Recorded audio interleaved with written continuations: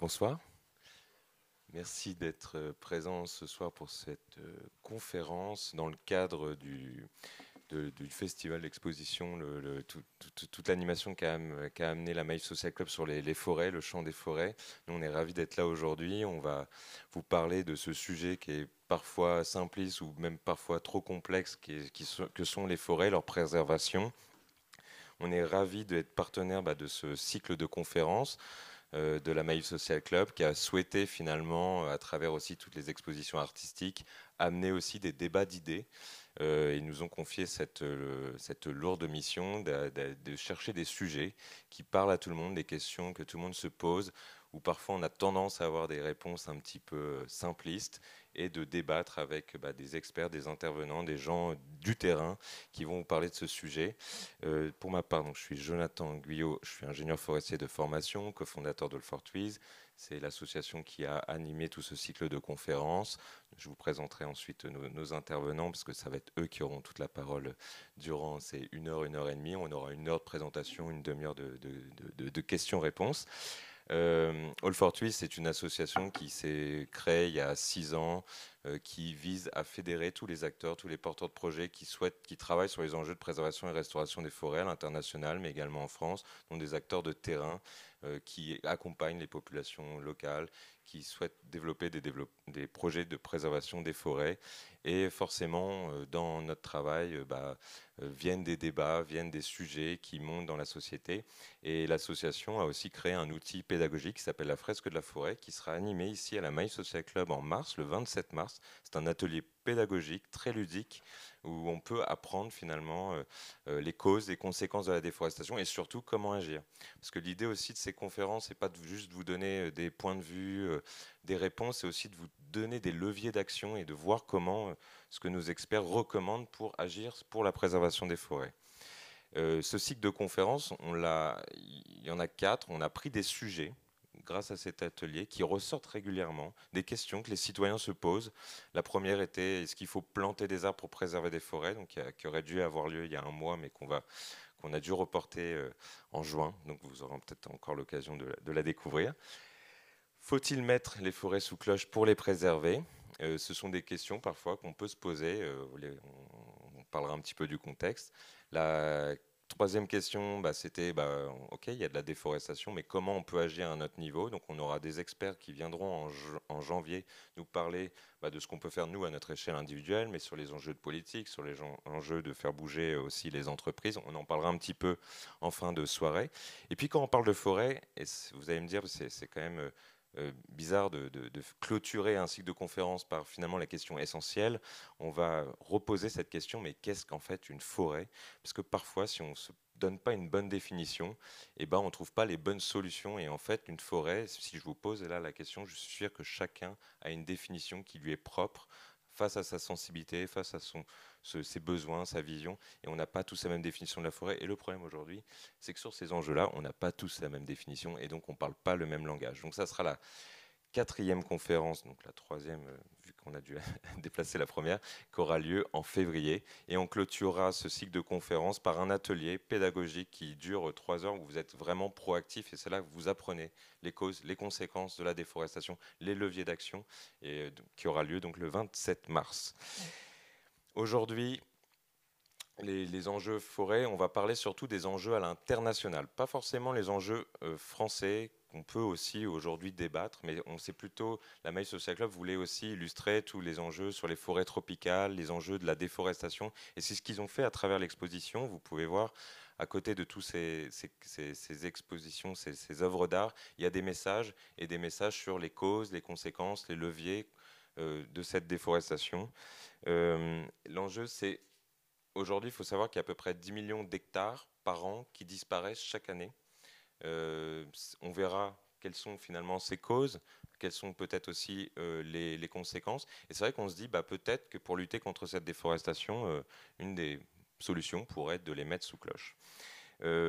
Cette conférence tombe aussi à un moment très important. Il faut savoir que sur la scène internationale en ce moment, il y a ce qu'on appelle la COP 15, donc la conférence des parties sur la biodiversité. En ce moment, aujourd'hui, les États se réunissent en ce moment à Montréal pour parler des enjeux de biodiversité, les leviers d'action. Et il y a un sujet qu'on va aborder aujourd'hui qui est justement un projet très ambitieux qui est de dire qu'il faudrait mettre 30% des superficies terrestres et maritimes en aires protégées, voire même 10 en protection forte. Donc c'est un sujet qui est débattu maintenant et qu'on va aujourd'hui débattre. Est-ce que c'est possible? Est-ce que c'est envisageable? Il faut savoir qu'aujourd'hui, il y a 265 000 aires protégées à travers le monde. Ça recouvre à peu près 15,7% des terres, soit 7,7% des mers. Est-ce que c'est vrai? Est-ce que c'est vraiment? Qu'est-ce qu'une aire protégée? On en débattra tout à l'heure.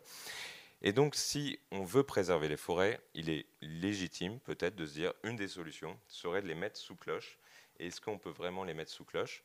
On va faire un petit exercice juste avant. Si vous avez un téléphone portable, je vais vous proposer d'aller sur un site qui s'appelle mentimeter.com. Vous n'avez pas?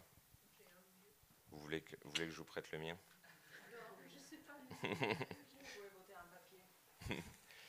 Et vous allez tomber sur cette page et en haut, ils vous disent mettez un petit code et vous rentrez 86 26 24 95 et on va vous poser une question. En fait, on va vous poser la question. Elle arrive, la question. Elle arrive. Mais c'est la question de la conférence. En fait, on va vous poser, vous, la question est-ce qu'il faut mettre les forêts? Alors, est-ce que c'est bon? Vous avez réussi à vous connecter en haut, tout en haut, quand vous êtes sur la page, vous avez Enter a code et vous rentrez ce code 86 26 24 95. Levez la main si c'est bon, comme ça je peux savoir. C'est bon. Ok, allez. C'est bon pour tout le monde?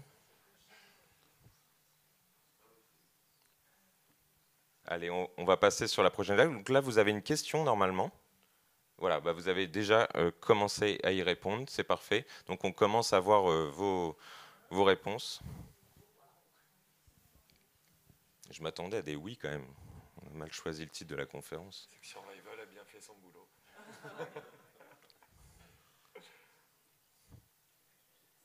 Vous copiez pas, hein? Dites-vous. D'accord.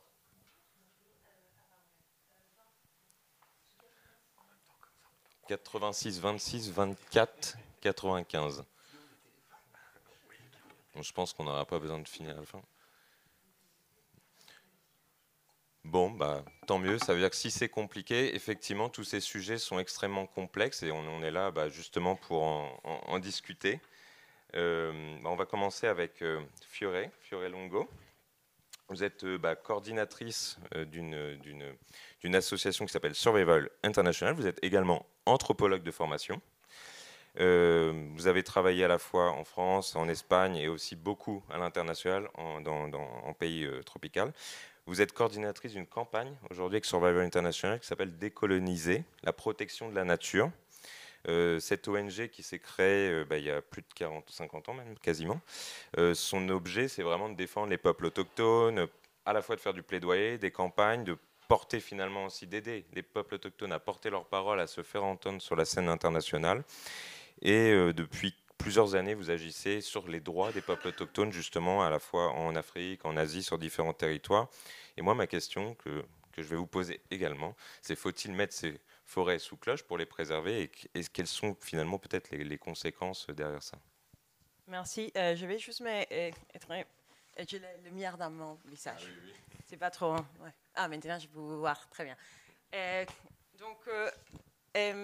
La première chose pour moi, pour répondre à ces questions, c'est de se poser de se demander de qui il faut protéger les forêts et qui, en fait, détruit les forêts.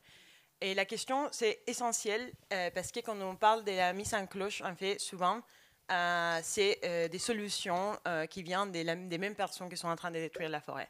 Et donc l'idée, ça vient de nous. Et c'est surtout, par exemple, c'est très important parce que, comme Jonathan le disait, dans ces moments, dans la COP 15, qui c'est la rencontre la plus importante pour la question de la biodiversité, la solution qui est portée par l'Union européenne, par la France en particulier et des autres pays, c'est qu'il faut créer plus de serres protégées. Donc il faut être mis en cloche.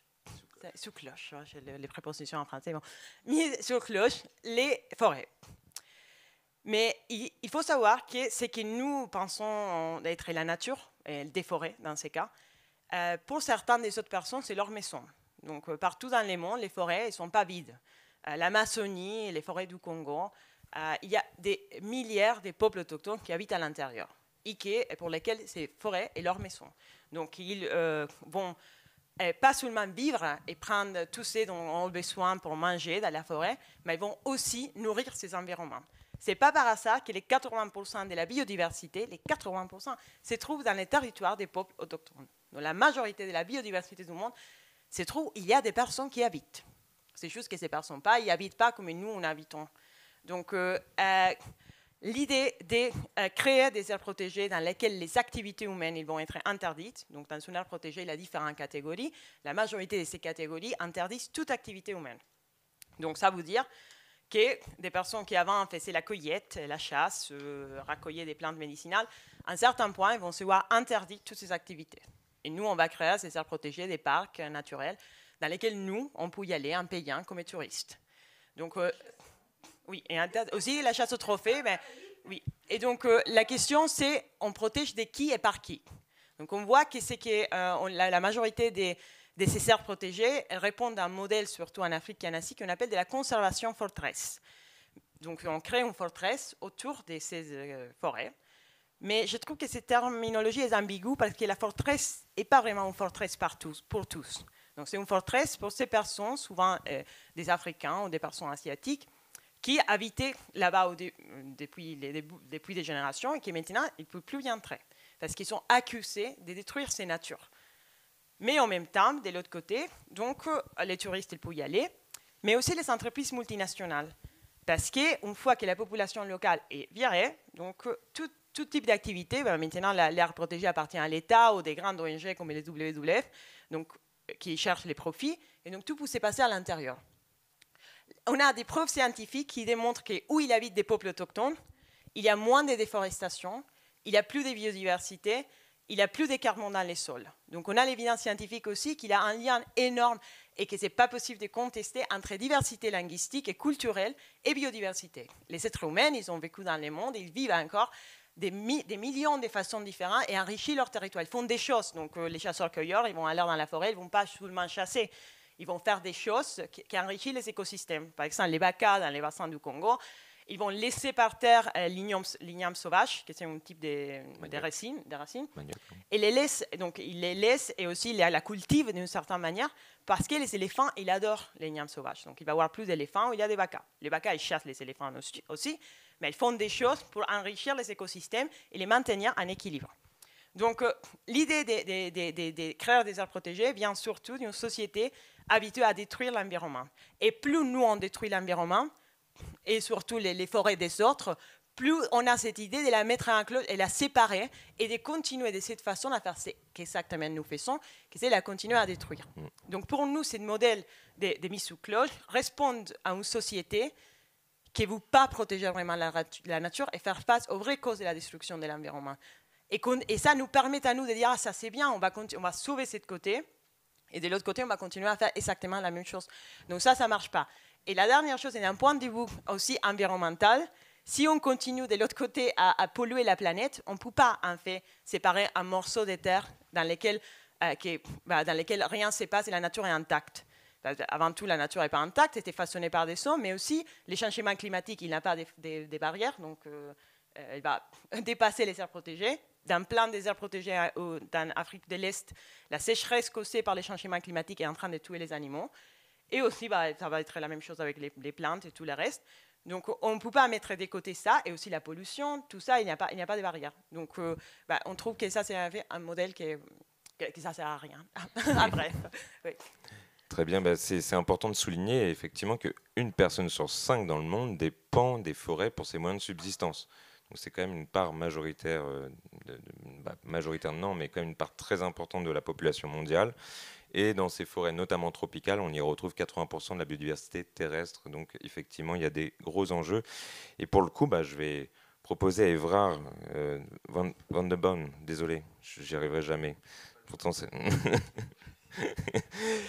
tu es géologue de formation. On te décrit aussi comme un aventurier photographe, réalisateur de documentaires, et tu as aussi fondé il y a plusieurs années Nature Révolution, qui est une ONG qui, pour le coup, souhaite accompagner les populations à préserver ce qu'il y a de plus beau chez eux, la biodiversité, mais aussi de pouvoir aussi développer leurs activités économiques, agricoles. Cette ONG,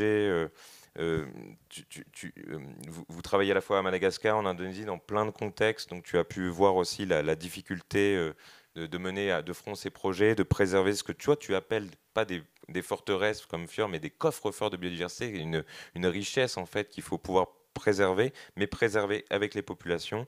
Et notamment à Madagascar, depuis 2009, vous avez accompagné des populations à créer une aire protégée qui s'appelle le Macaï. Vous faites même beaucoup d'expositions photos, vous avez fait des reportages et des documentaires pour montrer la beauté, la diversité de ces enjeux. On a rappelé cette urgence de préserver les forêts. Déjà, pourquoi c'est urgent de les préserver ? Quelles sont en fait, qu'est-ce qu'elles nous apportent, qu'est-ce qu'elles apportent aux populations ? Et pour toi, pour vous, en fait, pourquoi ça a été important peut-être de créer ce genre d'outils d'air protégé avec les populations locales ? Oh là là, il y a je ne sais pas combien de questions dans sa question. Là. Et tu as 5 minutes. Ouais. Merci. Alors, bonjour, bonsoir à tous.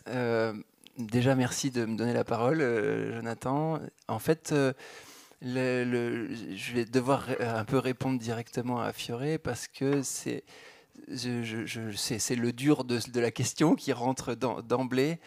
Moi, je ne suis pas convaincu qu'on puisse, ou en tout cas que ça ait du sens de jeter le concept d'air protégé tel quel. Voilà. Je pense que il existe comme il existe une multitude d'espèces, il existe aussi une multitude de contextes, une multitude de cultures, une multitude de géologies différentes, etc. Et chaque fois qu'il y a une multitude de choses différentes, il y a aussi des multitudes de réponses différentes.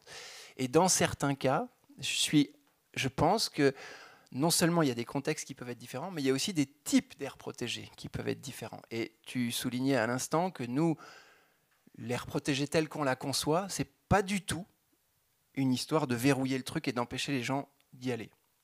Pour vous donner pour rentrer un petit peu plus dans le détail, nous, la fameuse aire protégée du Macaï, en réalité, on détourne, je dis clairement, le ministre de l'Environnement n'étant pas devant moi, je le dis, on détourne les réglementations nationales de Madagascar, parce que si on les applique effectivement, il y a trop d'interdits, ça devient complètement abusif, enfin nous, ça ne nous paraît pas normal, mais on peut le faire en tant que gestionnaire d'une aire protégée, on peut, le mot détourné n'est pas bon, mais tu peux adapter les règles, entre guillemets, pour que ça devienne quelque chose qui soit bénéfique pour les communautés à long terme. Le but du jeu, c'est ça. Pour revenir à ta question, la biodiversité, elle sert à quoi ? Elle nous sert à tous les jours à boire de l'eau potable, à manger et à respirer. C'est quelque chose qui est relativement essentiel.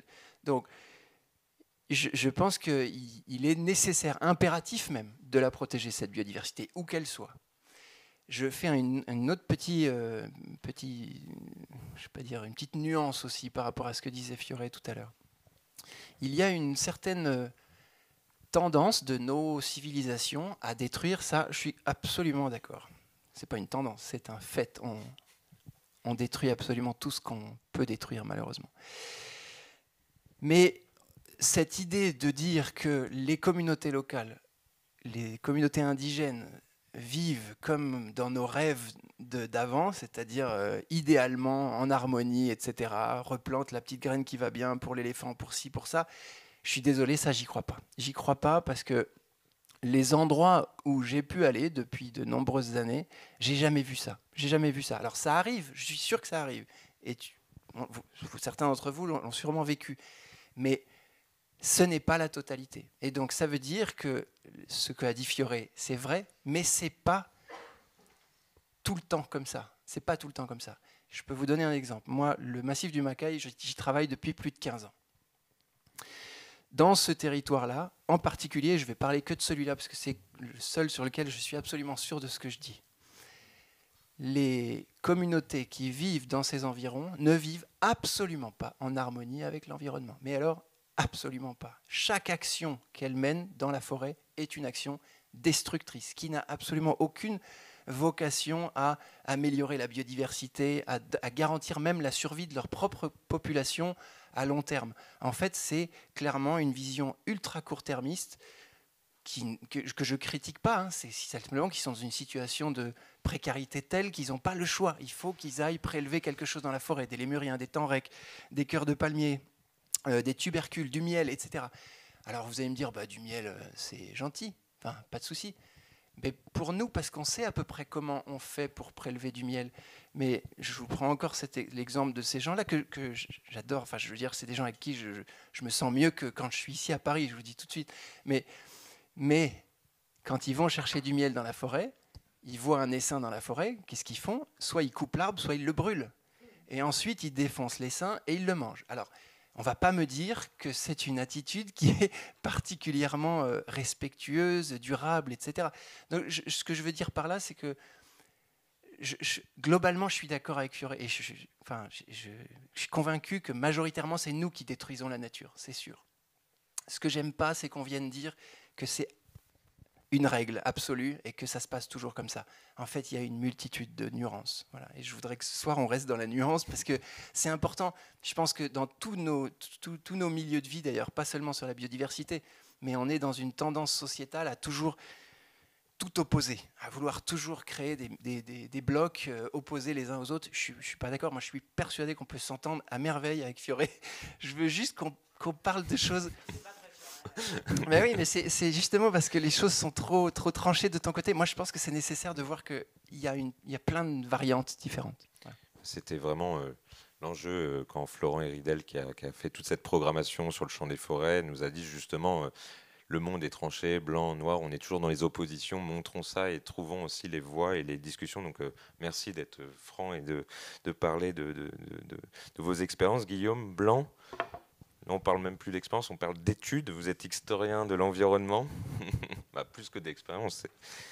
On analyse, vous avez analysé justement, étudié l'histoire des parcs nationaux en France et à l'étranger. Vous avez vu qu'il y avait des différences. Finalement, en France, on a des parcs nationaux et on peut quand même y faire plein de choses. Et même des fois, on s'y perd finalement avec toutes ces aires protégées. Finalement, en France, comme vous dites, on protège les agriculteurs et les bergers. Par contre, quand on parle de parcs nationaux en Afrique, ce n'est pas le cas.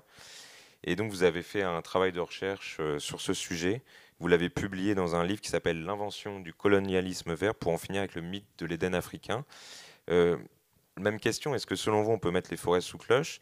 Et peut-être une question un petit peu plus loin, est-ce que finalement, c'est pas aussi déshumaniser les gens qui y vivent pour les protéger, quoi, en fait, finalement, est-ce qu'on n'enlève pas un rôle à des acteurs qui font partie de ces écosystèmes? Merci beaucoup. Oui, ça marche. Hein. Oui. Du coup, c'est difficile d'embarquer avec ça parce que j'ai envie de répondre à ça. Mais je vais essayer d'y répondre et juste en relevant. Moi, je suis la nuance. Moi, j'y crois pas à la nuance. Par contre, la courtoisie, clairement, et ça va marcher. Mais moi, je me souviens, je vais juste donner cet exemple, que mon directeur de thèse au Québec. Alors, je pense qu'il n'y a pas de séparation qui fait des études ou autre. Moi, pour bosser à l'université, je peux vous garantir que le niveau d'études n'est pas proportionnel au niveau d'intelligence. Non, mais autant le dire directement. Je sais pas. Mais mon directeur de thèse, il me disait un truc que je trouvais particulièrement intelligent, c'est que j'ai jamais eu le droit en 500 pages de thèse. Et après, parce que j'en ai fait plein, en fait, j'ai fait 5-6 bouquins. C'est juste que lui, il a été connu. J'avais pas le droit au on.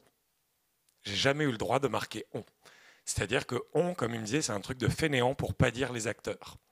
Si j'arrive directement aujourd'hui, les parcs nationaux, alors moi je travaille sur l'Éthiopie, mais pour une maison d'édition, l'Éthiopie c'est très restreint, donc j'ai dû le faire sur l'Afrique, ce grand pays. 1 à 14 millions d'agriculteurs et de bergers ont été expulsés des parcs nationaux africains. 1 à 14 millions selon les sources. 1 million minimum, 14 millions maximum. De qui on parle? On parle de gens qui se déplacent à pied. On parle, et c'est pour ça, c'est là où j'irai, Fiore n'a pas dit, ces gens, bien sûr que les gens exploitent la nature, mais on parle de gens qui consomment leur propre nourriture. Eux ne vont jamais aller acheter qui est une seule chose qui vient de l'importation. Contrairement à 2,5 milliards de gens sur la planète, ils n'ont pas de smartphone, ils n'ont pas d'ordinateur. Eux vivent sans électricité, etc., etc. Pourquoi est-ce qu'il y a eu ces expulsions et pourquoi ces expulsions continuent aujourd'hui? Moi, le parc sur lequel j'ai travaillé en Éthiopie, il a été classé au patrimoine mondial de l'humanité par l'UNESCO donc en 1978, déclassé sur la liste du patrimoine en péril en 1996, mais il est revenu sur la liste du patrimoine mondial en 2017, quand l'Éthiopie a enfin répondu aux injonctions du WWF, de l'UICN et de l'UNESCO. Et donc c'est ça, hein, effectivement, il y a plein de types d'aires protégées. Voilà, je parle des parcs nationaux reconnus dans le critère de l'UICN avec les contraintes. Il est revenu sur la liste du patrimoine mondial parce que l'Éthiopie a enfin expulsé les populations.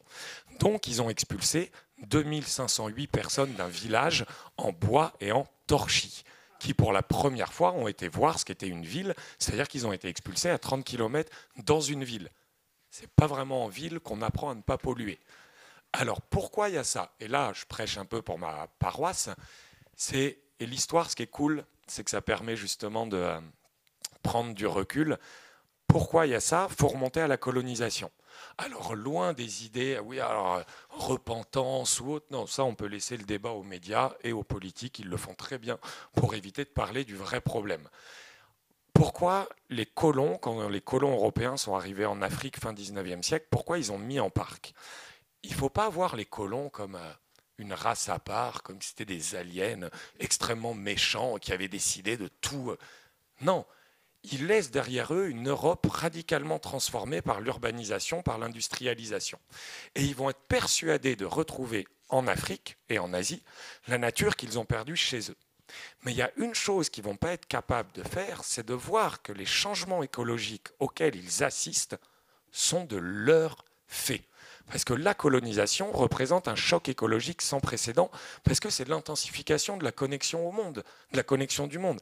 Avec la colonisation, on sait qu'en Afrique et en Asie, c'est 95 millions d'hectares de forêts qui sont déboisés de 1850 à 1940. C'est le seul chiffre plausible qu'on ait, parce que c'est dans les répertoires des exportations. Ça représente, on pense que ça représente 5 fois plus que dans les 2 siècles précédents. La colonisation, c'est aussi 65 000 éléphants par an qui sont abattus en Afrique de l'Est, parce que intensification du commerce de l'ivoire. Et attention, pas avec les gentils africains et les méchants blancs, avec des commerçants indiens, avec des acheteurs américains et européens, avec des intermédiaires arabes et africains, et puis ils vont aller tuer les éléphants. Et puis on a le rail, bon, on a tout ça. Et pourquoi il y a des réserves de chasse? Parce que les colons se rendent compte que les animaux disparaissent. Et ils vont mettre en parc, mais ils vont blâmer les populations locales. Et ils vont inventer le mythe du bon chasseur et du mauvais chasseur, le braconnier ou le chasseur blanc. Et puis quand il va y avoir encore moins d'animaux dans les années 30, ça va devenir des parcs nationaux. Parce que ces chasseurs vont être affublés d'un surnom qu'ils n'aimeront pas du tout, mais ils le reconnaîtront plus tard, ils deviennent des bouchers repentis. C'est-à-dire que maintenant, ils militent pour la conservation et des parcs nationaux. Et tout ça va durer. Et tout ça va durer parce qu'il y a un mythe. Et ça, il faut bien se rendre compte, le mythe de l'environnement et des forêts dites primaires. Moi, j'appelle toujours à penser au mot. Le mot primaire, c'est comme le mot ethnie. Ça n'existe que dans les anciennes colonies. Les forêts primaires, elles seraient au sud.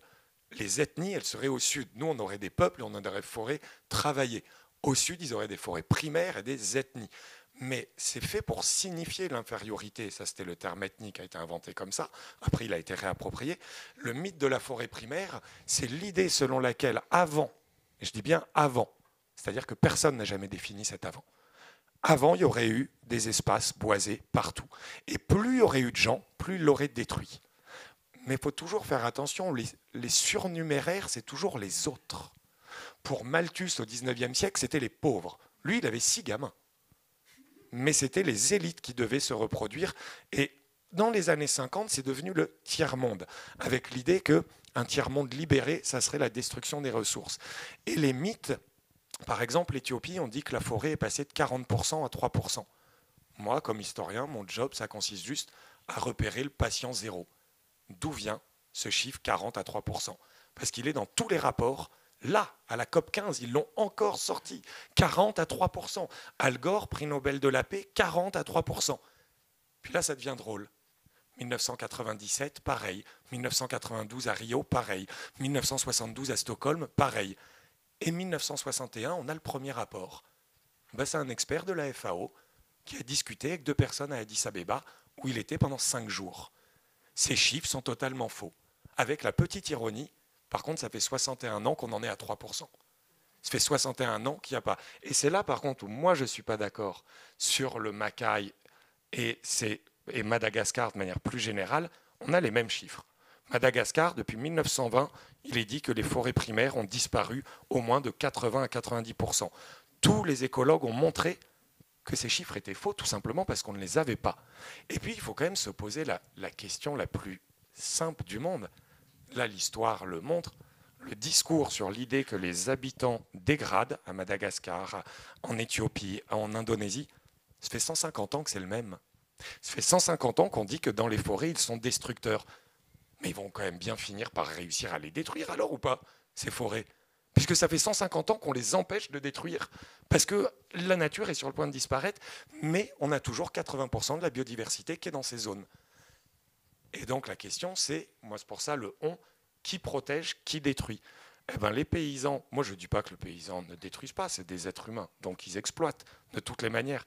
Mais, et après j'arrête là, hein, l'idée de tout ça, les 30%, tout ça, c'est juste fait pour rassurer en fait. Bien sûr que c'est rassurant, parce que si la COP 15 était honnête, il dirait on n'a qu'une solution. Soit on va droit dans le mur, le directeur de l'UNESCO l'a dit, hein, on avait fait un pacte de suicide collectif. Il dit sinon on met des zones en parc. Non. Sinon on met des zones en parc. Non. Sinon on arrête. On arrête ses chemises, on arrête les smartphones, on arrête les ordinateurs, on arrête la consommation. Et là, l'Union européenne vient de voter le OK, alors on ne pourra plus importer. Non, parce qu'ils n'ont pas défini ce qu'était la forêt. Parce qu'en vrai, les exportations vont continuer, parce que notre consommation va continuer.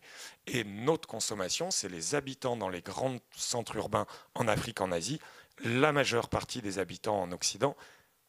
Mais en fait, tout ça, c'est un trompe-l'œil. Les aires protégées de ces populations, tant qu'elles ne sont pas intégrées dans un capitalisme de connexion et mondial, la nature continuera là. Par contre, elle continuera à être exploitée, mais pas détruite. Voilà, je m'arrête là parce qu'on pourrait... Non, mais on a abordé presque la dernière question sur les solutions. On y reviendra justement. Jonathan, si je peux juste... Je vais te relancer, mais vas-y. Je crois que tu n'aurais pas besoin de relancer, en fait. On pourrait échanger. Non, globalement, encore une fois, je ne vais pas chercher l'opposition. Je suis d'accord avec ce qui est dit. Non, mais c'est vrai en plus. Le seul truc, c'est que j'ai l'impression qu'on est en train de parler de choses, je ne vais pas dire qu'ils n'existent plus. Je n'irai pas jusque-là. Évidemment que non. Il y a la destruction globale de notre mode de vie, elle est immense et je ne l'enlève pas. Celle-là, on est tous d'accord là-dessus. Là où je suis suis encore un petit peu plus nuancé, pardon, hein, mais c'est que ce que je raconte, moi, je ne parle pas d'histoire. Hein, je ne suis pas historien. Donc... 2017, l'Éthiopie. Oui, 2017. Bon. Et moi, j'ai parlé des VACA 2019. Alors, moi, je vous parle de ce que je vis tous les jours, de ce que nous vivons avec nos équipes, une centaine d'équipes de salariés, de locaux, etc. Ce qu'on voit sur le terrain. Alors, c'est peut-être pour le coup, nous qui sommes une exception. C'est possible. C'est possible que le Macaï soit un territoire particulier ou que certaines zones de Madagascar soient des territoires particuliers. N'empêche que c'est à prendre en considération qu'il y a des territoires sur lesquels, oui, la forêt disparaît. Elle disparaît vraiment, c'est mesurable, si tu peux le voir. Et si elle n'est plus là, que font les gens? Ils fuient, en fait. Ils se barrent, ils se déplacent dans d'autres endroits et ils vont potentiellement détruire une autre zone. J'entends bien que ça ne va pas aussi vite, et là je suis d'accord. Ça ne va pas aussi vite que ce que les chiffres, ce que beaucoup de marketeurs de l'environnement amènent partout en disant voilà, 90% de la biodiversité ou du couvert forestier de Madagascar a disparu. C'est pas vrai, ça on le sait, on est complètement d'accord avec ça. Et nous aussi, on est tout le temps obligé de nuancer un certain nombre de choses qui sont amenées. N'empêche qu'il y a un certain nombre d'écosystèmes qui disparaissent. Je fais une dernière petite nuance aussi. Tu as dit, même quand il y a moins de forêts, comme par hasard, il y a toujours 80% de la biodiversité. Je ne sais plus comment tu as sorti ce chiffre-là tout à l'heure. En fait, il pourrait même y avoir que 10 hectares de forêt. Il pourrait quand même y avoir 80% d'endémisme et tu vois tous ces fameux chiffres de biodiversité. C'est l'idée de dire que la biodiversité mondiale, on dit que 80% se situe dans les peuples, dans les territoires autochtones. C'était ça. Oui. D'accord. Mais justement, je pense Ce que je veux dire, c'est qu'il y a une petite notion là, pour le coup, c'est plus scientifique ou biologique. C'est que la biodiversité, ça ne veut rien dire. Ça peut être sur un tout petit portion, même sur 1 cm² de terre, tu vas avoir une biodiversité extraordinaire. La question, c'est pas la biodiversité au final, c'est la densité de population, parce que là, aujourd'hui, la biodiversité diminue bien sûr, mais elle diminue pas de manière forcément extraordinaire. Ce qui diminue de manière extraordinaire, c'est les populations. C'est le nombre d'animaux de chacune de ces espèces qui s'effondrent. D'accord ? Il y a les deux en fait, mais c'est beaucoup plus encore la quantité d'animaux qui disparaît que la biodiversité. Mais justement, il y avait un peu, c'était presque maintenant une question que je vais un petit peu ouvrir. C'est que depuis tout à l'heure, on parle d'air protégé, mais j'ai l'impression qu'on ne parle pas tout le temps du même outil. Déjà, on a vu, et c'était un peu l'introduction, si on ne pose pas la bonne question de la forêt, on ne peut pas avoir les bonnes mesures de sa dégradation, ni les bonnes solutions. Et ça, je vous invite vraiment en février à revenir sur cette conférence, sur toute cette notion de forêt. Qu'est-ce qu'une forêt ? Là, cette photo, elle me tenait à cœur. C'est une communauté au Maya communauté peuple autochtone, Maya, qui ont créé en fait une aire protégée eux-mêmes. Ils se sont fixés eux-mêmes les règles et qui ont décidé en fait de préserver cette zone d'eau qui est très rare en surface dans la péninsule du Yucatan. Là, on a un type d'aire protégée qui est communautaire, ce qu'ils sont appelés, où les règles sont fixées par les communautés. Mais en fait, moi, ma question, c'est un peu, on parle d'aire protégée, donc mis sous cloche, en gros, on met une forteresse, on met des outils, mais même en France aujourd'hui, dans des aires protégées, on peut faire tout et n'importe quoi. Il y a certaines aires protégées, on peut couper de la forêt, on peut chasser. Est-ce qu'on parle tous de la même aire protégée ? Est-ce que vous parlez beaucoup en Afrique de ces grandes forteresses, mais est-ce que finalement, il n'y a pas cet outil peut pas être utile parfois ? Non, bien sûr, il y a différents types d'aires protégées selon aussi les couleurs de la peau.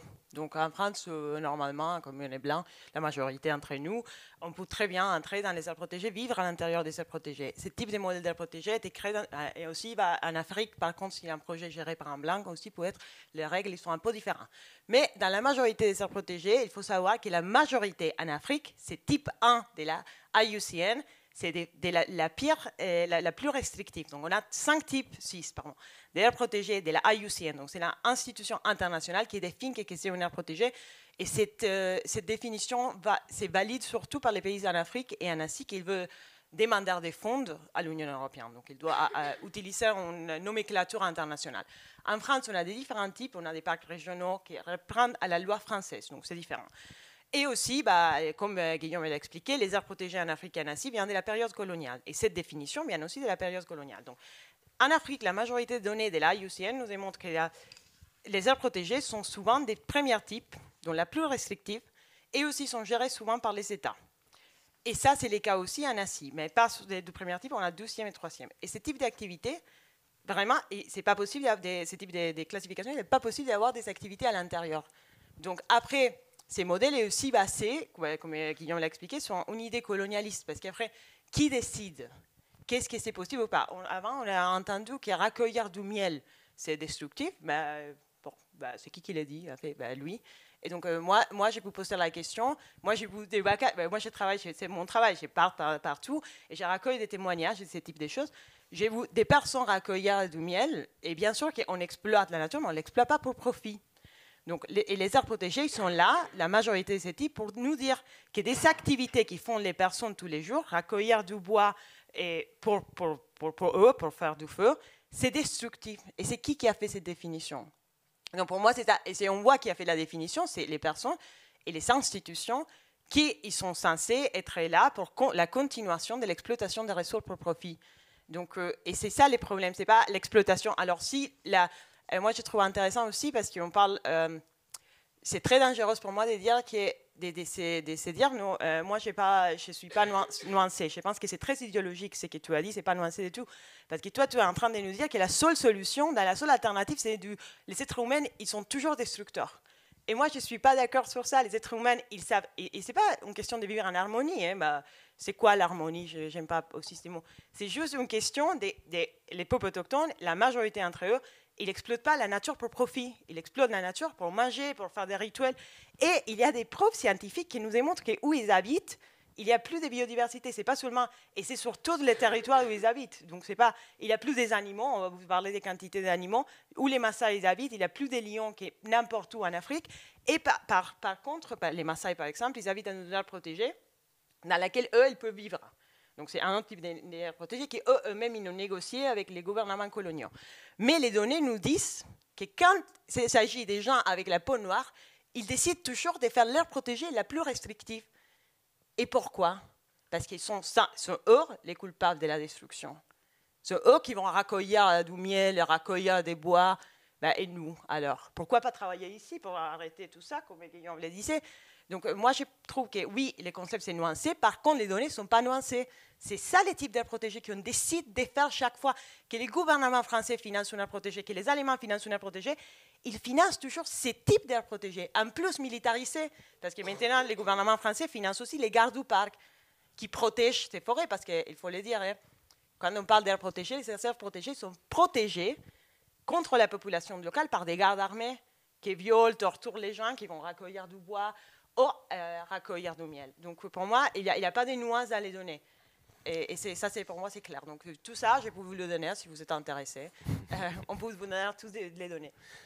Bah, voilà, donc on commence à voir qu'il y a des outils, après il y a leur mode d'application, on débattra, on conclura ensuite, parce que je vois que le temps file.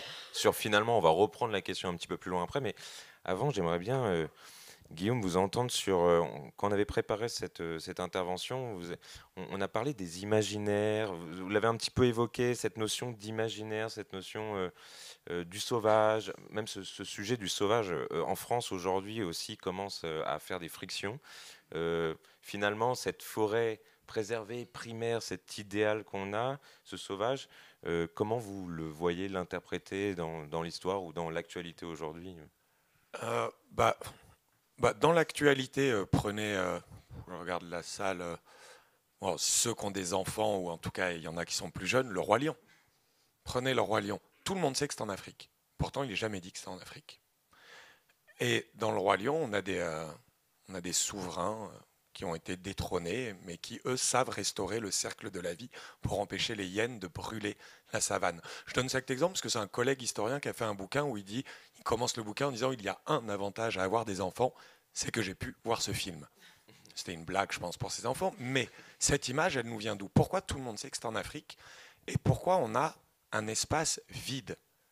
Là, tout à l'heure, je l'ai expliqué, aucun parc national en Afrique n'est vide. Les parcs ont été vidés.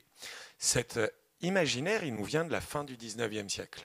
Quand les colons partent et découvrent en Afrique ce qu'ils pensent avoir retrouvé, en fait, cette nature un peu verte, vierge, sauvage, sans homme, et une nature à la fois qui ne peut pas être, puisque à la fois c'est une nature qui aurait toujours été vierge, mais qui est en même temps surpeuplée, qui est intacte, mais qui est en même temps dégradée.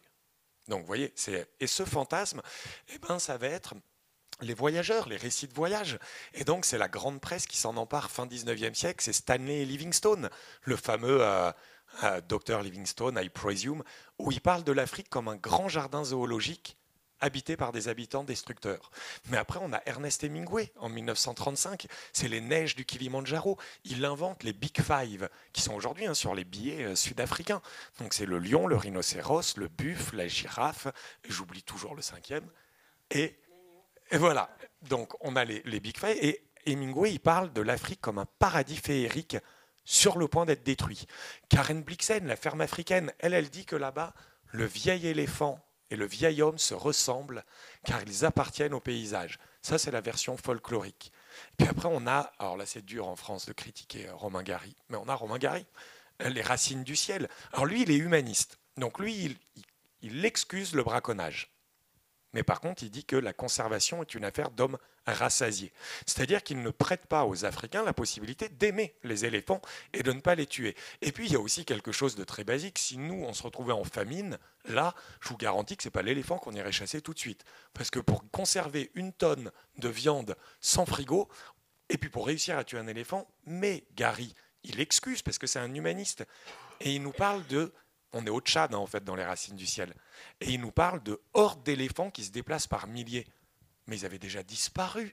Il y avait plus de 10 000 éléphants. Il en restait 10 000 dans toute l'Afrique maximum.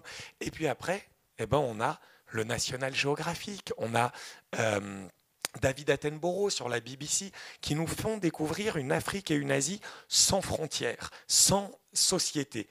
Et je vous donne juste l'exemple, le National Geographic. Sur les 101 du National Geographic, où c'est l'Afrique qui est dedans, sur tout le XXe siècle, une seule représente un être humain.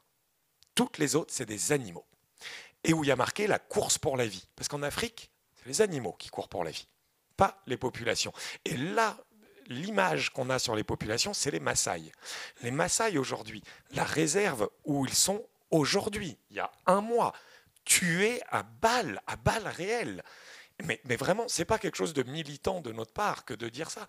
C'est que, vous voyez, quand je disais on ne peut pas dire les on, etc., c'est vraiment, ok, ça fait peut-être un peu un télo de dire ça, mais il y avait un panafricaniste, Du Bois, fin 19e siècle aux États-Unis, qui disait que si on pouvait faire autant de mal aux Africains et aux Asiatiques, c'est parce qu'ils étaient une tierce chose. C'est-à-dire qu'on était tellement habitués à les considérer comme différents, on ne fait pas du mal à quelqu'un, généralement, dont on se sent proche. Mais quand on considère des gens comme différents, ça peut être des dégâts collatéraux pour la protection de la biodiversité. Mais si c'était nos cousins, nos mères, nos pères, nos enfants, moi, les paysans dont je vous parle, c'est en 2017, on les prend et on leur dit maintenant tu vas en ville. Les Maasai, c'est aujourd'hui dans la réserve Mara-Mara, c'est aujourd'hui que des gardes ont des kalachnikovs et leur tirent dessus à balles réelles pour sauver la nature. Ce sont des gens qui ne la dégradent pas. Oui, ils l'utilisent, clairement. Mais on parle de balles réelles. Et là, c'est Human Rights qui l'a montré, c'est Survival qui l'a montré. On a des milliers de femmes violées par des gardes. Parce que quand des associations disent que les déplacements doivent être volontaires, c'est quand même une cécité de convenance. On parle d'État autoritaire. Les paysans en Éthiopie, volontaire, ça veut dire un papier, tu mets une croix. Est-ce que tu es volontaire pour partir ou non? Pour eux, le fait que l'État leur demande de partir, la notion même de volontariat n'existe pas. Et l'UICN répondra, et je parle de l'UICN, pas d'une association comme la tienne, effectivement, on parle de l'UICN, ceux qui décident. Nous, on est là, on n'est pas à la COP 15 à Montréal en train de décider des critères. Macron non plus, il est au Qatar. Non, de toute façon, oui, mais on parle, en fait, c'est ce que je veux dire, les dégâts sociaux, et sachant qu'une aire protégée, écologiquement, sauf si, tu vois, comme tu disais, parce que tu n'en as pas parlé, donc ça veut dire, je pense qu'il n'y a pas le tourisme. Faisons le calcul écologique d'une aire protégée. Quand un randonneur vient, 90% des aires protégées du Sud, qui sont que des aires 1, avec la restriction, dans les Cévennes, il y a des paysans. Seule chose qu'on n'a pas le droit de faire, c'est d'avoir un panneau solaire sur sa bergerie. C'est contraire à la charte paysagère du parc national. Mais par contre, dans les Cévennes, on peut tuer des sangliers. Le parc appelle même les chasseurs, parce qu'il y a trop de sangliers, il faut les tuer. Mais là, on parle de gens vraiment qui se font, en fait c'est tout, qui se font tuer. Et le simple même, quand un expert vient, quand un randonneur vient, il aura des bâtons d'aluminium pour la rando ou pour la tente, c'est de la bauxite. Il aura une veste en Gore-Tex, il fait froid dans la montagne, résidu de pétrole. Il aura la polaire. Non, c'est la polaire qui est résidu de pétrole, le Gore-Tex du téflon. Il aura son smartphone et il aura dépensé 0,5 tonnes de CO2 pour visiter l'aire protégée. Un touriste qui visite une aire protégée en Afrique, c'est l'équivalent de détruire dans le monde les ressources qui sont mises en parc là-bas. Et on a expulsé des gens parce que ça va sauver la nature. C'est plus ça l'incohérence en fait de la chose. Mais c'est un peu là pour conclure, avant qu'on puisse vous donner la parole, poser vos questions, parce que c'est passionnant. Justement, finalement, la vraie question, c'était de dire, bon, les forêts, 10 millions de forêts disparaissent quand même dans le monde. Ça, c'est un fait aussi, c'est scientifique, on peut le voir par les images satellites. 420 millions en 20 ans, 10 ans, je ne sais plus, c'était 20 ans. C'est énorme, le rythme. Et donc, c'est aussi des habitats de peuples autochtones qui disparaissent, notamment au Brésil. Et donc, c'est quoi la solution? Déjà, d'où vient le problème? Donc là, je vais vous laisser la question ouverte. Vous clôturez chacun votre tour, en essayant de ne pas trop prendre le temps. Et d'où vient le problème et quelles sont les solutions que vous vouliez recommander pour nous, en tant que finalement occidentaux qui utilisons beaucoup de ressources avons un impact, ce qu'on appelle la déforestation importée. Vous l'avez un petit peu abordé. Et finalement, peut-être reconclure un peu sur cette nuance, il y a des outils très stricts qui finalement expulsent les gens, voire même exacerbent, comme les Baka pygmées au Congo, au Gabon, exacerbent les tensions entre ce qu'on nous on dit ethnie, mais là-bas, les populations. Et puis voilà, quelle est la solution selon vous là, pour que maintenant, demain, on stoppe cette déforestation et on préserve quand même ces forêts? La question est un peu dure. Je prends juste la parole pour commencer. Je pense qu'il n'y a pas une solution. Je reviens sur ce que je disais tout à l'heure. Il y en a une multitude. Ce qui est certain, c'est qu'il faut d'abord se pencher sur la menace. Enfin, déjà, existe-t-elle ? Et ensuite, quelle est cette menace-là et répondre à celle-ci. Je vais juste, moi, parler, encore une fois, je ne veux pas m'échapper sur l'Éthiopie ou quelque chose, je ne connais absolument rien de tout ça. Moi, je suis spécialiste de 2 zones. Le sud-est de Madagascar et le sud-ouest de Madagascar et le sud-est de l'île de Sulawesi, en Indonésie. La quête est la même chez nous, c'est essayer de protéger la biodiversité et de faire en sorte que les communautés alentours vivent le plus longtemps possible, le mieux possible avec cet environnement. C'est juste ça notre mission. Eh bien, ça a beau être la même mission en Indonésie ou à Madagascar, c'est pas du tout la même réponse qu'on a d'un côté ou de l'autre. En l'occurrence, pour Madagascar, si on pouvait, je préférerais qu'il n'y ait pas d'aire protégée. Très clairement. Parce que la menace, si je puis dire, voilà, elle vient effectivement de ce que je disais tout à l'heure, c'est-à-dire un mode de vie, entre guillemets, qui, pour le coup, est quasi à chaque action destructeur. J'insiste là-dessus, et c'est peut-être une exception. Je suis d'accord, c'est possible. Mais dans notre cas, il s'agit de ce qu'on appelle une pyromanie culturelle. C'est-à-dire que tu vois des enfants le matin dans un village, et encore une fois, je dis ça, vous allez peut-être me prendre pour quelqu'un qui leur reproche. Je ne leur reproche pas, c'est un constat, tout comme tu constates des chiffres, enfin voilà. Le constat, tout comme vous voyez qu'il y a des gardes forestiers qui ont violé des femmes, etc. Moi, le constat que je fais dans cette zone-là, c'est que vous avez des enfants, ou de n'importe quel âge, mais là, je prends cet exemple-là, cette anecdote que j'ai vue il y a quelques mois seulement. Dans un village, tu te lèves à 6h du matin, c'est le lever du jour, les enfants, tout le monde est levé, ils sont plus ou moins déjà tous au champ.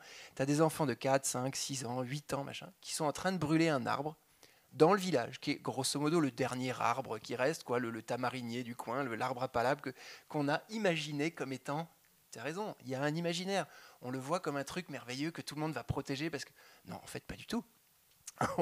Si on peut le brûler, comme l'arbre d'à côté, on va le brûler aussi. Et il y a une habitude. Tout le monde voit ça et ça pose problème à personne. Et comme à Madagascar, j'insiste encore une fois sur la localisation. C'est important de ne pas mettre tout le monde tous les œufs dans le même panier. À Madagascar, il y a le culte des ancêtres.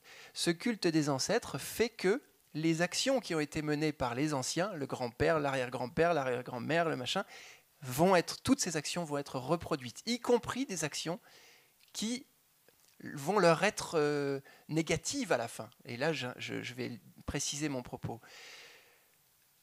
On disait tout à l'heure, est-ce que vraiment la forêt disparaît ? Les enquêtes qu'on a menées dans le Macaï nous ont prouvé qu'il y a 60 ans seulement, ces villages se sont créés. Les gens se sont sédentarisés il y a une 60aine d'années autour du Macaï. Il y a 60 ans, quand ils ont créé leur village, il y avait de la forêt là où il y avait les villages. Et maintenant, il faut marcher au moins 20 km pour trouver une vraie forêt qui se tienne. Pas 3 bosquets d'arbres, mais une forêt, dans le sens... Bon, encore une fois, la définition est un peu compliquée. Mais pour vous dire que, mine de rien, le fait d'avoir sédentarisé des gens, de s'être habitué à grignoter, fait qu'à un moment donné, il n'y a tellement plus de forêt qu'il n'y a plus de précipitation. Comme il n'y a plus de précipitation, il n'y a plus d'eau dans la rivière. Et comme il n'y a plus d'eau dans la rivière, ils ne peuvent plus alimenter leur rizière. Résultat, ils sont en période de famine de plus en plus souvent, pendant de plus en plus longtemps, etc. Et résultat, qu'est-ce qui se passe quand nos rizières elles ne donnent plus ? Eh bien, on n'a pas d'autre choix que d'aller dans la forêt pour prélever les animaux, ce que je disais tout à l'heure. C'est une sorte de cercle qui n'en finit pas d'être dégradant, je dirais, et pour les communautés, pour leur propre vie, puisque leur futur est affecté, et pour l'écosystème. Mais Ça, c'est le cas du Macaï. J'insiste, c'est un cas peut-être spécial. Je prends l'autre territoire sur lequel on travaille. Rien à voir. On a des communautés locales qui ont été, je ne vais pas dire expropriées, mais pas du tout par de la protection de la nature, qui ont été expropriées de manière politique. Ils appelaient ça les transmigrations ou transnationalisations en Indonésie. Ils ont décidé, pour des questions ethniques, justement, pour des questions religieuses notamment, comme ils ont 17 500 îles en Indonésie, et que chacun a sa culture, sa religion, son machin, ils ont eu peur que ça crée des conflits internes, des guerres internes. Et donc, ils ont préféré mixer tout le monde, déplacer des gens d'île en île pour que les cultures soient broyées, en quelque sorte, qu'il n'y ait plus d'identité culturelle. Ce qui fait que dans certains territoires, et notamment là où on travaille, il n'y a plus d'autochtones. Ils sont plus là, ils sont minoritaires maintenant. Et n'ayant plus d'autochtones, il n'y a plus de personnes qui connaissent la forêt. Et il n'y a plus personne qui apprécie cette forêt et qui se l'approprie d'une certaine manière, tu vois, qui en soit fier, qui en soit amoureux, en quelque sorte. Enfin, ça, c'est un peu ma manière de voir les choses, mais de dire qui s'attache à cette forêt. Donc, quand vous avez une compagnie minière, vous avez une compagnie agroalimentaire, vous avez une compagnie forestière, etc., qui arrive, mais elle peut faire ce qu'elle veut.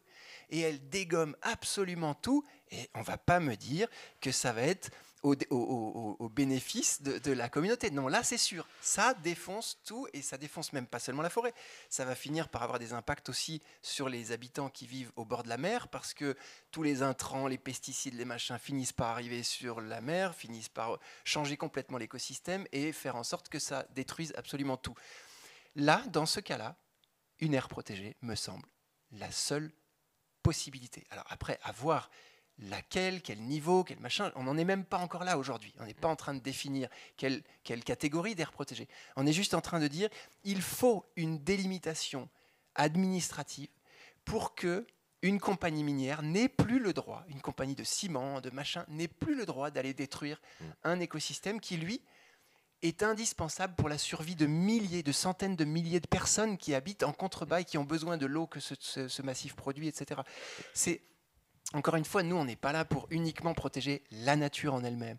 On essaye de protéger le bien commun qui permet à des gens de vivre là et de vivre bien. Or, si on ne met pas d'air protégé à cet endroit-là, si on laisse une compagnie, et notamment en ce moment c'est le nickel qui est calamité, c'est peut-être le pire fléau que la Terre ait jamais vu actuellement, ce qui se passe. Et ça explose en plus à cause des bagnoles électriques et de nos smartphones et de nos ordinateurs, etc. Il y a une demande exponentielle. Et comme par hasard, manque de bol pour nous, 50% des ressources en nickel se trouvent à Sulawesi. Des ressources mondiales se trouvent à Sulawesi, et en particulier sur le sud-est de Sulawesi, c'est-à-dire là où on bosse.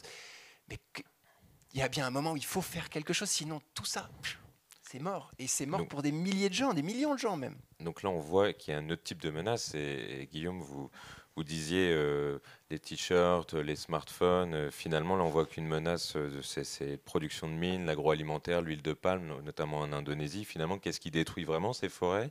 Et est-ce qu'on n'en est pas un peu responsable? Alors, je fais en très court pour que Fiora puisse répondre après. Pour moi, j'ai juste... On sait, tout est détruit, etc. Moi, je dirais un peu 4 éléments. La première, c'est qu'il faut reconnaître les erreurs commises. Moi, j'attendrai que l'UICN, le WWF, l'UNESCO, qu'ils le disent. On s'est gouré. C'est pas très difficile de reconnaître qu'on s'est trompé. On pourrait dire, c'est vrai qu'on a un imaginaire totalement fantasmé de l'Afrique et de l'Asie. Et c'est vrai que c'est peut-être bête de dire que dans les Cévennes, la valeur du patrimoine, c'est l'agropastoralisme, quand sur le même site internet et dans la même commission, on dit que dans le Sémien en Éthiopie, ce qui menace, c'est l'agropastoralisme. À un moment, ils peuvent aussi juste reconnaître l'erreur. Ça amènerait à une meilleure chose, faire des études véritablement localisées. Qu'on comprenne que la dendrochronologie, la palynologie et les photographies aériennes sont les seuls moyens, par exemple, pour étudier la disparition du couvert forestier. Et si on faisait des études localisées, si les scientifiques payés par les institutions internationales faisaient des études localisées, on verrait que les hauts plateaux éthiopiens, c'est pas la même chose que les basses terres somaliennes. On verrait que le bassin du Congo, c'est pas la même chose que les terres de République centrafricaine. En fait, on ferait là-bas comme on fait en Europe. Comprendre qu'on ne peut pas gérer l'est de la France comme le nord de la Roumanie. Voilà. Et si on faisait ça, si on avait des études vraiment localisées, on admettrait l'aspect dynamique des écologies. Dans le Sahara, dans le Sahel, on sait que si les plantes du désert ne sont pas broutées, pâturées et brûlées, elles ne survivront pas. En revanche, on sait qu'en Éthiopie, l'eucalyptus, il ne faut pas aller trop le replanter parce que ça assèche les sols. On sait que la Grande Muraille Verte, c'est super, ils auront mis 14 ans à le reconnaître, on sait qu'un arbre dans le désert, ça ne pousse que si ça assèche les nappes phréatiques, donc c'est-à-dire les pasteurs qui n'ont plus d'eau dans les puits. Si on reconnaissait, si on avait des études localisées, on aurait cette dynamique. Et cette dynamique, ça serait le troisième point, ça montre qu'on a des coévolutions avec les humains, ce que disait Fior sur les Baka au Congo, par exemple, pour cet exemple du manioc. Et si on reconnaît le rôle des humains, ça forcerait enfin à se poser la bonne question, c'est-à-dire la quatrième. Moi, je ne suis pas d'accord sur, oui, les gens peuvent détruire, mais ce n'est pas la destruction du moment. On n'a pas le choix, on va exploiter. Mais pour moi, si on se posait la vraie question, qui détruit, là, on serait obligé d'avoir cette fois-ci la vraie solution. C'est-à-dire que le problème, ça ne sera jamais, ça n'est pas l'idéal, mais ça ne sera jamais ceux qui vivent d'une agriculture de subsistance. Le problème, qu'on soit de droite ou de gauche, c'est le capitalisme et le consumérisme. Et c'est là, je pense, où nos avis divergent. C'est que pour moi, quand tu donnes l'exemple de cette mine pour le nickel, pour moi, la solution, ce n'est pas l'air protégé, c'est l'interdiction pure et simple de l'extraction du nickel. Voilà. Mais voilà, c'est pour ça. Mais je pense, voilà, au moins, si la COP 15, on sait déjà quel va être le résultat, mais je laisse la parole. Mais tu sais que c'est pas possible. Tu interdiras jamais les mines de nickel. Pourquoi si les gens, à la place de faire des aires protégées, se focaliser sur ça, en fait, notre campagne, c'est une campagne, la lutte, ça doit être politique et ça doit être... Oui, et ça doit être systémique. Ça ne va pas être un spécialiste, un individu qui nous va donner une solution tombée du ciel. Non, il faut vraiment changer la manière dans laquelle nous consommons et nous produisons. La première chose pour nous, c'est de partir de ce qu'on a. On sait que les territoires des peuples autochtones ont reconnaître leur droit à la terre, à la place de créer une aire protégée dans laquelle c'est des ONG ou des spécialistes et des experts qui la gèrent, on donne la terre aux personnes. On ne l'explique pas comment faire. Moi, je pense que si on ne change pas notre imaginaire colonial, par exemple, c'est vraiment intéressant de vous écouter parler avec un langage de la période coloniale, un mythe de la pyromanie culturelle. Je doute que des personnes les prennent des feux aux arbres parce qu'ils aiment bien avoir brûlé l'arbre. Donc, la forêt vide sont des langages qui viennent de la période coloniale. Bon, si à la place de faire ça, on dit aux gens, on vous fait... Nous, qu'est-ce qu'on a à dire à ces personnes-là? On a tout détruit, donc on reconnaît qu'on s'est trompé. Simplement, on les laisse un peu, on les demande qu'est-ce que vous avez besoin pour conserver votre milieu où vous vivez, votre terre, qu'est-ce que nous, on peut faire pour vous? On va vous dire, comme on nous dit souvent, nous, on n'a aucun droit à la terre. Donc, on les aide à délimiter leur territoire, ce que Survival fait avec des lobbying au gouvernement. Et donc, en tant que peuple collectif, ils ont le droit à la terre. Et prouvé par science, donnée de la FAO, par des personnes très radicales, donc un agent des Nations Unies, que quand les peuples autochtones ont droit à la terre en tant que communauté, il y a moins de déforestation à l'intérieur. C'est des données scientifiques, ce n'est pas moi qui les ai fait. Donc on sait que quand les gens se sentent impliqués dans un territoire, que c'est leur territoire à eux, ils les protègent. Et on n'a pas besoin de créer une aire naturelle, je ne sais pas quoi. C'est leur terre, et eux, ils habitent comme ça, ils vont la protéger. Donc, reconnaissance des droits territoriaux des peuples autochtones. Et deuxième, regardez en face la vérité. Le problème, c'est ici, c'est nous. Nous, on n'a pas besoin d'aller en Indonésie ou en Afrique, je ne sais pas, d'autres endroits en Asie ou en Afrique, pour les expliquer comment pas brûler la forêt. Il faut être ici, l'action politique, c'est ici. Ensemble, nous devons changer ce modèle-là. Nous devons demander au notre gouvernement de mettre une loi. Non, cet écosystème, c'est important pour nous. Cet écosystème, c'est important, c'est mignon, il y a des éléphants. Par contre, là-bas, vous pouvez bien déforester. Non. La destruction, c'est destruction partout. N'importe où. Parce que là où nous pensons que ce n'est pas important, peut-être que c'est la maison de quelqu'un. Donc, il faut, ce type de logique, en fait, a fait si, qui est, par exemple, aujourd'hui, on parle de protection de la nature avec des compensations de biodiversité, compensations carbone. Total, pour très bien continuer à faire ce qu'ils font, à détruire l'Afrique, et en même temps, vont planter des arbres pour vous dire qu'ils sont en train de protéger la nature. Non, la législation devrait dire, Total, il ne peut simplement pas détruire ces forêts, c'est tout. Mais ça ne s'oppose pas, tout ça, Fiore, ça ne s'oppose pas. Oui, oui, mais Ça ça s'y s'oppose oppose pas. parce que ça divers l'attention. Non, ça s'oppose pas. Je suis pas d'accord. Moi, je suis archi d'accord avec toi. J'ai envie de me battre contre Total, j'ai envie de me battre contre tout le monde. Et il y en a plein. Tout le monde est d'accord avec toi sur le fait que il faut qu'on change ce modèle, il faut qu'on change notre manière de nous habiller, de nous nourrir, etc. Mais le temps de changer. Non, juste, on peut. Parce que là, nous, elle n'avait pas fini, et après, parce que là, Pardon, nous, je on pourrait croyais que- débattre tous les deux droits pendant En fait, 3 heures. Mais non, mais c'est que elle n'avait pas fini. Et on pose des questions. Puis... Oui, c'est juste, oui, pour vous inviter. Oui, c'est dans la modalité. Bon, 2 minutes. Hein. oui, j'ai juste la fin. Donc, c'est ce type de problématique qui pour nous représente un problème. Donc, avant tout, et avant de continuer à parler, il faut décoloniser nos pensées, nos imaginaires, à penser à partir de nous, qu'est-ce qui nous on fait mal. Et je pense qu'il y a plein de réponses, ils vont être là. Donc, avoir l'humilité de se questionner en tant que nous avons fait ça. Nous avons doublé, aujourd'hui, quasiment 17% de la surface en tant qu'aire protégée, 17%. Et quand même, la biodiversité continue à décliner à des rythmes terribles. Donc ça, clairement, ça ne marche pas. Donc qu'est-ce que ça pour marcher? Avant tout, c'est poser des questions essentielles. C'est la première partie pour décoloniser notre pensée et la protection de la nature. Merci. Donc, à cette question ou cette solution qui aurait pu paraître simple, on voit que c'est tout de suite complexe. Est-ce que vous avez des questions pour nos intervenants? Des sujets que vous voulez approfondir? Donc, parfait.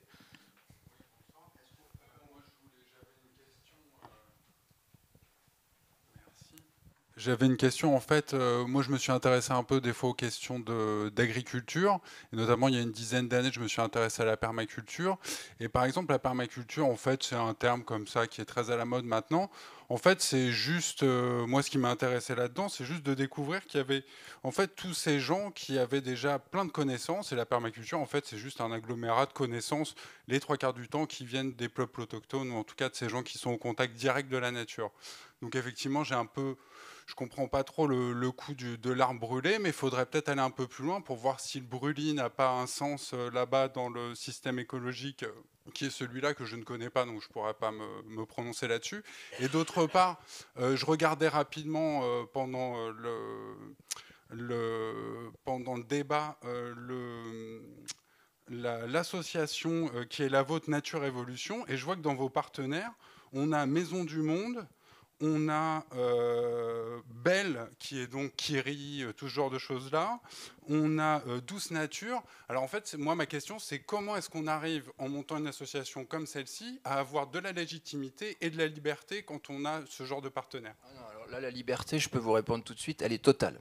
Personne nous emmerde. Personne nous dit ce qu'on doit dire, ce qu'on doit faire. Par exemple, Douce Nature, qui fait du shampoing, des choses comme ça, aime beaucoup, par exemple, les extraits de vanille qui sont produits à Madagascar. Ah non, mais après, j'ai pas dit que parce qu'ils étaient partenaires, on les soutient et on adore ce qu'ils font, etc. Il n'y a rien de tout ça.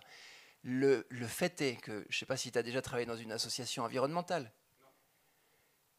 Bah, va trouver de l'argent dans une association environnementale. Eh ben, tu as bien de la chance, mais nous, Eh bien, sans doute, ouais. Mais nous, on essaye de le faire bien aussi. Je peux te dire qu'on travaille nuit et jour et on essaye de trouver des fonds, mais c'est extrêmement difficile de trouver des fonds pour développer un potager dans un village, pour construire une école dans un village, pour mettre un rucher en place dans un village, pour différentes choses. C'est pas facile du tout. Tu vois, à l'époque, je faisais des films, je faisais des expéditions, scientifiques notamment. C'était beaucoup plus facile de trouver des fonds pour une expédition scientifique. Pourquoi? Parce que tu avais un partenaire qui pouvait afficher sur une montgolfière, sur une tente, sur un truc, son logo, son truc. Mais un rucher, le partenaire, il ne peut pas s'afficher. Puis aujourd'hui, on n'a plus ce sponsoring, ce truc-là. Donc, on est obligé, oui, obligé. J'insiste, c'est pas on n'apprécie pas spécialement de devoir s'associer à des entreprises dont avec lesquelles on n'est pas fan, tu vois, on n'apprécie pas ce qu'ils font. Mais ok, bah sinon, nous, on reste chez nous, puis on va faire un métier qui n'apportera pour le coup pas grand-chose à l'avenir de nos enfants. En tout cas, moi, je vais insister sur un truc. Je suis pas un... J'ai pas de dogme, j'ai pas de conviction sur une aire protégée. Tu vois, je me retrouve avec cette posture-là ce soir, mais c'est pas mon rôle de dire il faut une aire protégée. Et je le dirai pas. J'ai pas dit ça depuis tout à l'heure, sauf sur l'idée qui est qu'il y a des concessions minières, pétrolières, tout ce que tu veux, de cimenterie, de trucs qui attaquent un territoire. Il me semble qu'en premier lieu, mais c'est pour ça que je disais tout à l'heure à Fiore que ça ne s'oppose pas, je ne suis pas d'accord avec Total, je ne suis pas d'accord avec tout ça et j'ai envie que toute notre société change, oui, mais vous êtes d'accord que ça ne change pas. Elle ne bouge pas, cette société. Elle n'évolue pas. Ou en tout cas, elle évolue, mais à une vitesse qui n'est pas du tout en rapport avec les enjeux. Et donc, il me semble qu'il y a dans certains cas des niveaux d'urgence tels que ça mérite qu'il y ait à un moment donné un périmètre qu'on appelle une aire protégée. Ceci dit, et là je suis encore une fois, je nuance et je suis d'accord avec Fiore, l'idée c'est qu'il ne faut pas que les communautés soient chassées de ce territoire-là. Et là je m'inscris encore une fois, enfin je me dédouane un petit peu.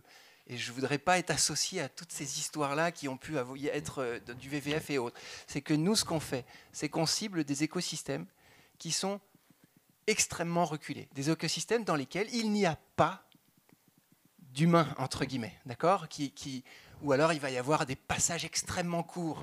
De toute façon, Voilà. il suffit de regarder le documentaire du Macaï. Vous ne rentrez pas dans ce Macaï, Voilà, c'est un labyrinthe, c'est incroyable. Mais peut-être, est-ce qu'il y a déjà, il y a une autre question, parce que je vois que le temps file. Oui. Mais moi, en fait, j'ai quand même entendu que vous étiez assez d'accord, et c'était notamment sur la définition du besoin. En fait, repartir du besoin des populations, et après, une question d'outils. Il y aura 2 questions. Bonsoir. Du coup, désolé, c'est encore une question pour Nature Évolution. Mais moi, c'est plus une question de légitimité. Enfin, comment est-ce que vous justifiez que ça soit vous, à vous de vous emparer de ces questions-là et de ne pas laisser en fait, les acteurs locaux gérer en fait, leurs propres problèmes d'un terrain qu'ils connaissent peut-être mieux que vous? Et aussi, est-ce que ce n'est pas du coup un peu paradoxal de se rendre à Madagascar ou en Indonésie en avion pour expliquer à des gens comment est-ce qu'on va préserver leur nature alors que... on la connaît pas, quoi. Ouais, mais j'entends tout à fait la question. On me l'a posée des dizaines de fois et je me la pose tous les jours. Honnêtement, depuis longtemps, je me la pose. C'est pas une question à laquelle on peut répondre facilement d'ailleurs. Tout ce que je peux dire, c'est que quand j'ai commencé à m'intéresser à ce territoire du Macaï, je n'y suis pas allé dans l'idée de le protéger. J'y suis allé d'abord dans l'idée de l'explorer. C'était mon métier initial, explorateur, aventurier, machin. J'allais dans les coins où personne n'allait, etc. Et je me régalais de ça, et voilà, c'était très bien. Quand j'en parlais au ministère, quand j'en parlais à n'importe qui, personne n'avait jamais entendu parler du Macaï. Personne ne savait où ça se situait. Personne ne savait qu'il y avait éventuellement une biodiversité exceptionnelle. Et même moi, je ne le savais pas à l'époque. Tout ce que je savais, c'était une photo, un petit clip vidéo que j'avais vu sur les lieux, etc. Donc, j'y suis pas allé dans cette posture-là, d'accord, initialement. Puis j'ai exploré ces lieux-là, et puis je me suis aperçu que cette mythologie, quelque part, qui m'avait dit c'est un endroit préservé, complètement préservé des hommes, une forêt primaire, etc. En fait, ça n'existait pas. Que aussi loin qu'on ait pu aller dans les canyons de ce truc-là, il y avait quand même des traces de dégradation, de feu, de braconnage, il y avait des pièges, il y avait voilà, diverses choses comme ça. Et j'avoue que j'ai été alimenté, moi, par toute cette imaginaire de Attenborough, de Hulot, de tout ce qu'on veut. Depuis que je suis petit, je suis né dans cet univers-là, forcément. Et donc, j'avais fantasmé l'idée qu'il pouvait y avoir des mondes perdus. D'ailleurs, j'avais même, à l'époque, créé un projet qui s'appelait Les Mondes Perdus. Enfin, je ne sais plus comment ça s'appelait. Oui, c'est ça, Lost Worlds. Et cette idée, c'était de se dire, il doit y avoir encore des coins comme ça du monde où personne n'a jamais rien fait, rien détruit, etc. Et puis je suis arrivé dans ce fameux Macaï, j'étais sûr que c'était l'archétype, enfin le modèle. Et puis boum, je m'aperçois qu'en fait non, il y a plein de dégradations, il y a beaucoup de choses qui étaient dures et que j'ai pris en pleine tronche. Et ça me sont revenus tous les milliers d'articles que j'avais lus depuis tout petit et qui m'angoissaient. On parle, comment on appelle ça, d'éco-anxiété. Je pense que je faisais partie de ces gens-là déjà il y a 40 ans, en considérant qu'on s'intéressait à la nature toujours au moment où elle était au bord de l'extinction. Tu sais, on entend souvent... les lions vont bientôt disparaître, les éléphants vont bientôt disparaître, les machins, telle espèce d'arbre, telle forêt va disparaître, etc. Et moi, je me suis dit, simplement, c'est ça ma posture initiale, c'était, est-ce qu'un jour, l'homme, nous, peut être capable de protéger, de préserver un espace avant d'y voir en lui un intérêt économique, une nécessité d'attraction touristique, enfin n'importe quoi, avant juste le protéger parce qu'il existe. Tu vois, parce qu'il est vivant et parce que c'est absolument indispensable. C'est juste, même philosophiquement, même si pour toi ça ne te sert à rien, c'est tellement génial la vie que ça me paraît aberrant de la détruire. Bon. Ensuite, on s'est simplement posé la question, est-ce qu'il y a des gens, localement, qui se rendent compte de cette destruction? Et c'est là où tout à coup tu t'aperçois, franchement on s'est pas précipité. Hein. Moi j'ai mis je sais pas combien d'années avant de savoir ce qu'il fallait faire, comment on allait le faire. On a interrogé des milliers de gens à force de faire ces parcours, de rencontrer tout un tas de personnes, etc. Je vais dire quelque chose qui est politiquement incorrect, je suis désolé, mais localement, à cet endroit-là, j'insiste, je précise, je ne veux pas m'avancer sur trop d'autres zones, il n'y avait pas à l'époque de conscience de la dégradation de l'écosystème dans lequel ils vivaient, enfin de l'environnement. Et donc il y avait une dégradation permanente qui était naturelle, qui était complètement entrée dans les comportements, etc. Et qui est toujours encore ancrée. Ouais, pardon, il faut que j'aille un petit peu plus vite. Mais juste pour t'expliquer que je suis pas né en me disant je vais amener ma solution. J'en savais aucune idée. Franchement, je me suis retourné le cerveau. On a discuté avec plein de chercheurs. On a discuté avec les locaux. On a discuté avec tout le monde. On a dit quels sont les besoins, quels sont les problèmes, et on a essayé de répondre à tous les enjeux des communautés locales. Est-ce qu'il y a un problème sur l'éducation? Est-ce qu'il y a c'est-à-dire un taux de scolarisation existant ou pas? Est-ce qu'il y a des soins? Est-ce qu'ils ont accès à des soins? Est-ce qu'ils ont accès à l'eau? Est-ce qu'ils ont accès à la nourriture? Voilà. Et on a essayé de répondre d'abord à ça, c'est-à-dire à leurs besoins, les besoins des populations locales. C'est pour ça que je me distingue quand même pas mal de cette idée de protéger la nature. Nous, au départ, on voulait protéger la nature, mais on s'est très vite rendu compte que si on n'améliorait pas, entre guillemets, les conditions notamment de survie alimentaire, de souveraineté alimentaire des communautés, en fait, on pourrait mettre des milliards sur le Macaï, on n'arriverait jamais à le protéger. Et qu'il fallait d'abord que les gens aient tout ce qu'il leur faut pour vivre correctement, et qu'en plus, ils voient dans la forêt autre chose que quelque chose à prélever, quelque chose à détruire. Mais encore une fois, c'est juste le Macaï. Oui, moi j'avais une question. D'abord, merci pour le débat qui est riche. Hein. Je pense que la contradiction amène toujours des solutions que chacun peut trouver ensuite en soi et dans ses convictions. Le thème, c'est un peu la forêt, le champ de la forêt. Je vois qu'en France, par exemple, on plante des forêts, mais qui sont exploitables financièrement pour une autogestion et un autofinancement. Et ma question, c'est, dans le monde, je pense au Brésil, qu'actuellement, il y a beaucoup de parties de forêt qui ont été détruites, mais comme ailleurs. Est-ce que le but, ce n'est pas de détruire la forêt primaire? Alors, je ne sais pas si la forêt primaire peut se reproduire, parce que j'avais entendu qu'elle ne pouvait pas se reproduire. Une fois qu'elle était détruite, elle est vraiment détruite. Donc, après, on arrive plutôt sur une forêt secondaire, voire tertiaire. Mais quel type de forêt qu'on pourrait reconstituer pour remettre de la biodiversité autrement qu'une biodiversité financière? Il y a un site, alors moi je ne sais pas trop ce que ça vaut, il y a un navigateur Ecosia ou Ecosia, je ne sais pas comment ça s'appelle. Est-ce que par exemple ce type de navigateur, est-ce que ça on remet vraiment de la forêt pour la reconstituer dans la biodiversité, ou est-ce qu'on met de la forêt pour l'exploiter financièrement? Moi quand je vais dans les Vosges, je vois que des pins, alors je veux bien croire qu'on est en montagne. Est-ce qu'avant il y avait que des pins avant? Ce serait bien d'interroger peut-être les grands-mères ou les arrière-grands-mères s'il y en a encore. Enfin en tout cas, de savoir comment cette forêt-là existait avant une exploitation par l'ONF. Et quand je vois qu'il y a des gens de l'ONF qui se suicident parce qu'ils n'arrivent plus à exercer leur métier, alors qu'en France on est super consommateurs, j'imagine qu'ailleurs il peut y avoir ce même type de comportement. Voilà, merci. C'est une très bonne question. En fait, toutes les conférences ont été construites sur ces questions-là. En fait, c'était la conférence qu'on aurait dû faire il y a un mois, qu'on refera en janvier. C'est faut-il planter des arbres pour les préserver? Et donc, ça pose la question de est-ce qu'une forêt, c'est juste des arbres qu'on plante? Est-ce que et non, clairement. Je m'avance sur la conférence qu'on fera en juin, mais c'est beaucoup plus complexe et on n'a pas forcément besoin de planter des arbres pour gérer des forêts, les préserver et les garder. Et forcément, ça peut avoir des conséquences. Vous parliez des Vosges ou du Morvan, d'industrialisation et tout ça. Et ce qui se passe aussi au Brésil ou dans plein d'autres pays, ou même l'huile de palme, ou même l'EVA ou le boom de l'EVA au Cameroun, au Cambodge. on détruit des forêts pour mettre des arbres, une monoculture à usage, une commodité en fait qu'on a besoin. Et ça aussi, c'est une cause. Et justement, peut-être pour essayer de conclure, et vous l'avez très bien souligné. Ah, il y a encore une question. Ah, ça. On a encore un peu. Oui, on a encore.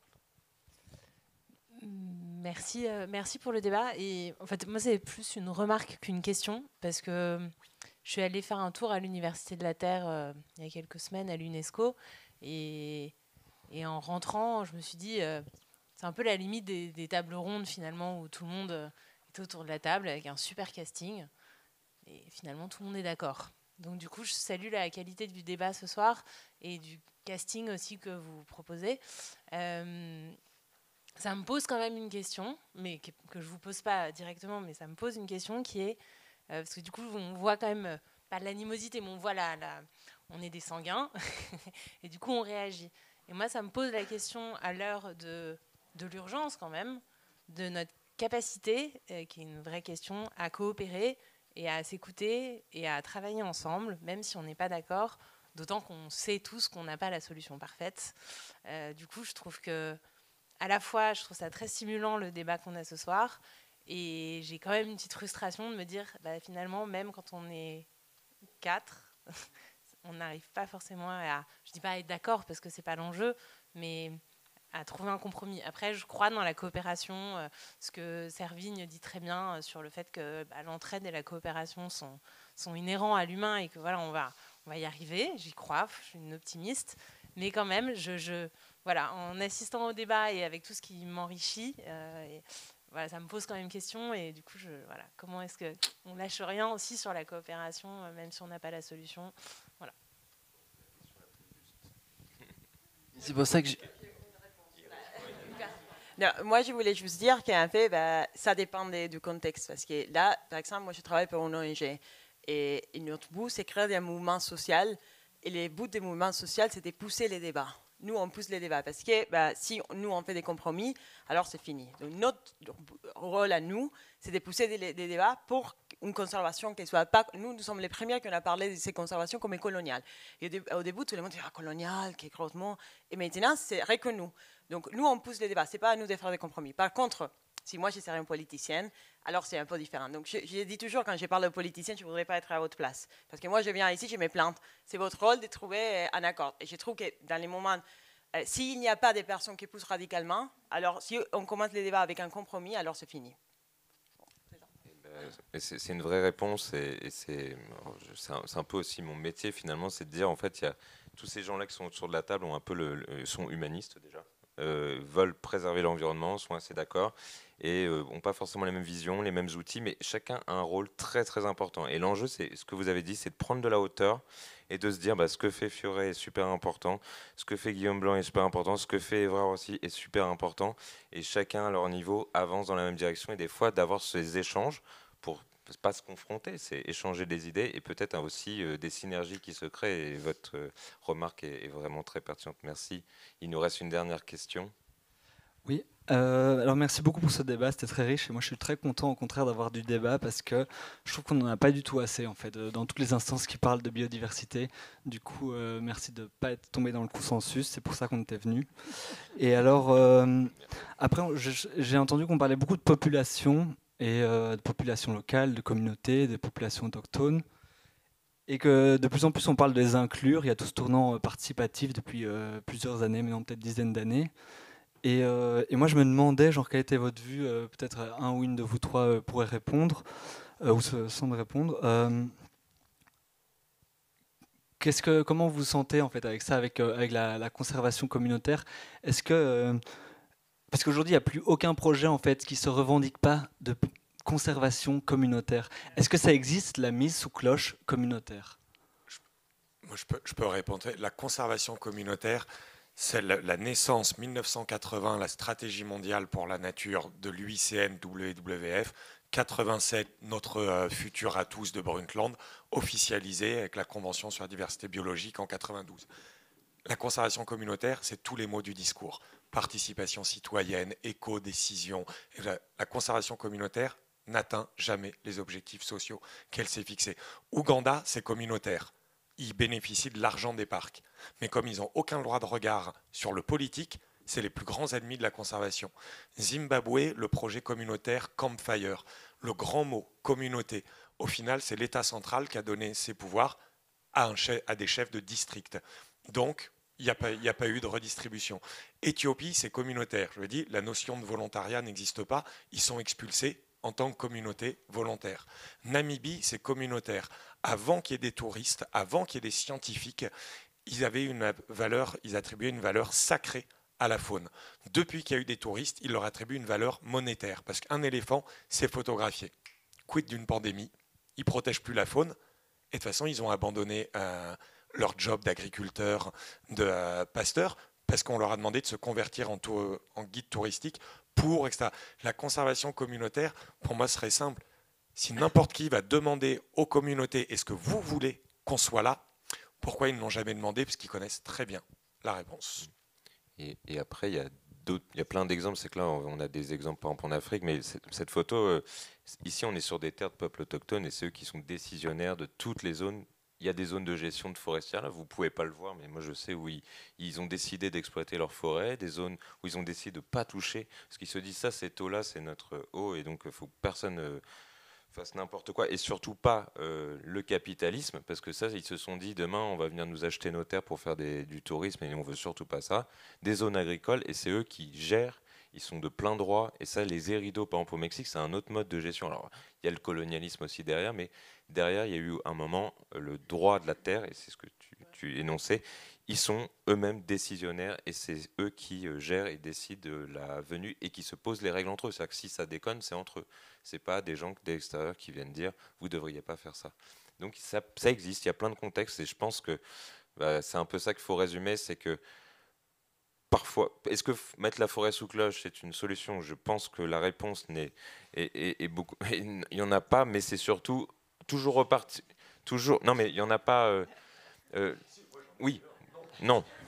Moi aussi, j'en ai. Mais disons qu'en fait, il faut toujours repartir. Donc, si je prends vos mots, aux menaces, comprendre les menaces, comprendre. Et finalement, c'est étudier, localiser, comprendre les besoins, redonner le pouvoir à ceux qui vivent de ces terres, qui vivent de leur subsistance. Et finalement, ce sont les seuls à même de pouvoir conserver, puisque ce sont leur habitat, ce sont leurs. Donc, c'est donner, accompagner. J'insiste, c'est pas vrai là ce que tu dis. C'est en partie vrai. C'est en partie vrai, mais ce n'est pas toujours vrai. J'ai pas fini ma conclusion. Franchement, c'est important de garder toujours la notion de cas par cas. Il n'y a pas de dogme. Étudier le contexte. C'est ça qui est important, c'est que finalement, c'est à chaque contexte, à chaque endroit, il y a une réponse et il n'y a pas une réponse généralisée. Donc la question était fausse. Dites-moi. Excusez-moi. Merci pour tous vos points de vue. Alors, j'ai lu des livres des anthropologues. OK. Je ne suis pas une savante.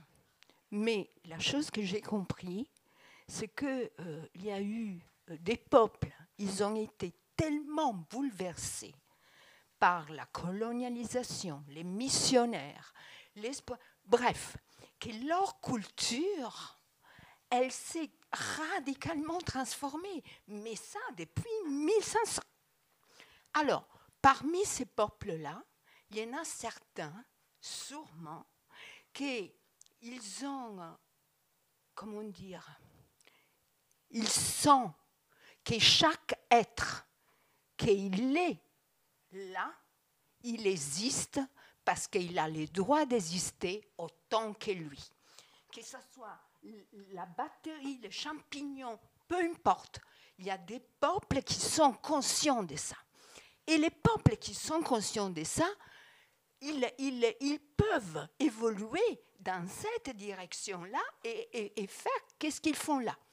Mais les peuples, qu'ils ont été complètement laminés, mais détruits dans leur identité, et qu'après, ils vont se recréer une identité en prenant un bout par là, un bout par là, un bout par là, ils n'ont plus aucun lien avec cet être vivant. Il a les mêmes droits d'exister que moi. Je ne suis pas plus important, il n'est pas plus important. On a les mêmes droits d'exister, que ce soit un champignon, un arbre, un lion ou moi-même.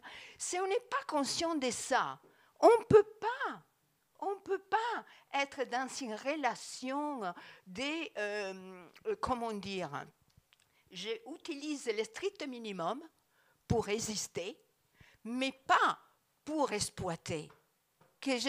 Vous voyez? Donc, il n'y aurait pas des riches. Les riches, ils n'existeraient pas dans ce système-là. Parce que je vais juste prendre les nécessaires, les stricts nécessaires. Vous voyez?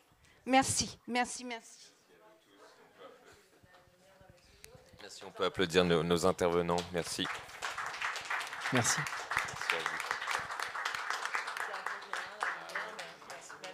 Et merci à l'équipe qui a tout préparé. J'ai regardé madame.